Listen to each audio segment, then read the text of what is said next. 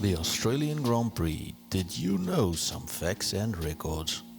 If somehow you did not know this, the Australian Grand Prix is just around the corner. Yes, Super Max of Red Cow Country is more than likely to win, and Tom Cruise's Mexican twin is more than likely to qualify badly and still finish second. At least we have Ferrari, McLaren and Mercedes battling it out for third, so that's something to hopefully look forward to.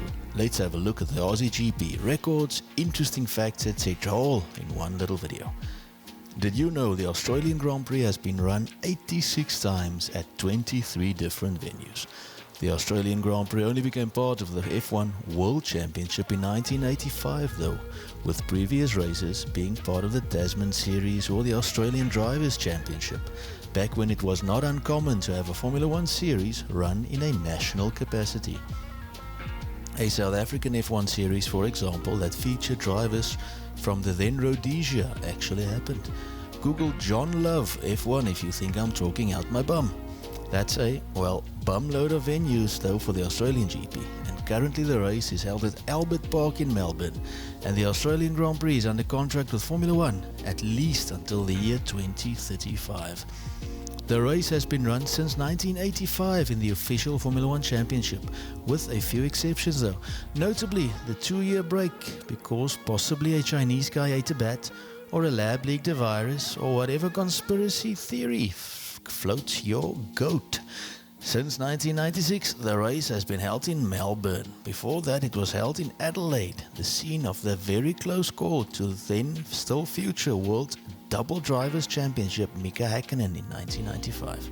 2023's results were huge surprise, a win for Supermax, with Sir Hamilton, currently of Mercedes, soon of Maranello, second, and the age-defying Fernando Alonso third for Aston Martin. Who holds the records in the land down under? Most wins, Lex Davison 4. Who the actual Whiskey Tango Foxtrot is Lex Davison? Well, he was an Australian driver that drove for Ecurie Australia, I don't know how to say this, and in the days when there was national F1 championships, won the Australian Drivers' Championship. A more familiar name shares 4 wins in the more conventional format with him though, a certain Michael Schumacher. Of the current grid, Lewis Hamilton stands out with 2 victories.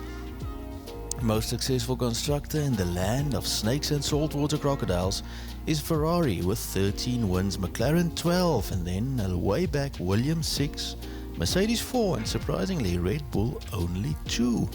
The last 5 winners were in 2017, Sebastian Vettel for Ferrari, 2018 Vettel again for the Little Horsies, 2019 Valtteri Bottas for Mercedes. Then we have the double COVID break before Leclerc won for Ferrari again. We have Max winning for the Bulls in 2023. When the race was held in Adelaide for 11 years, it was the final race of the season. With the move to Melbourne, it became the season opener for 20 of the 25 times it's been held there. Of course, it took our old friend COVID to completely mess that up, and the Australian GP this season is third on the season's calendar. It's interesting to note that hosting a Grand Prix does not necessarily mean making money. Quoting a Wikipedia article, according to a 2022 economic impact assessment conducted by EY, wherever they are, the 2022 Australian GP generated an estimated $92 million of direct spending in the Victorian economy, and boosted Victoria's gross state product by an estimate $171 million. However, a cost-benefit analysis of the Australian GP done for the Auditor General in 2005 revealed a net economic loss for Victoria, with the estimated cost of the event exceeding the benefits to Victorian taxpayers by 5%. A 2007 Auditor General's report found cost to host the event exceeded benefits by $6.7 million, while a 2012 report commissioned by economists at large for Save Albert Park estimated that the 2012 Grand Prix resulted in a net economic loss to Victoria of between $48.8 million and $66.7 million, with this mid-range estimate of $60.55 million. The 2007 Australian GP ran at a $34.6 million loss, while according to Crikey, the Australian Grand Prix made losses of $59.97 million in 2014. $61.7 million in 2015 and $61 million in 2016, and $57.1 million in 2017, end quote. It's surprising. I always thought it would make you money to host a race.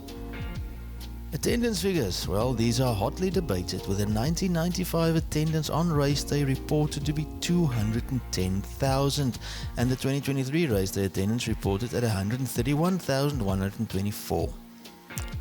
Vast difference, but the figures are hotly disputed. Interesting to note, there always seems to be quality Australian drivers on the grid. Mark Webber, Daniel Ricciardo and Oscar Piastri being recent examples. It's a bit surprising then that the last Australian to win his home race was Alan Jones in 1980, when it was a non-championship race if I remember correctly. That's before Fernando Alonso was born, Ned Flickgids, and that's before Ayrton Senna made his Formula One debut. Some of the more surprisingly successful drivers in Australia were Jenson Button, who won there 3 times, Gerhard Berger, who won there twice, and Nico I Beat Hamilton in Equal Machinery, who won there twice, and yes, he won there in 2016, the year he beat Hamilton in said Equal Machinery. So yeah, in a nutshell, Max may be the overwhelming favourite to again win in Melbourne in 2024, but now hopefully you know a little bit more about the Australian Grand Prix. If you enjoyed our effort in making a little video, think about smashing the sub button and sharing the content. If you did not enjoy the video, then why are you still watching? That is a bit strange. Either way, thank you, God bless, and goodbye.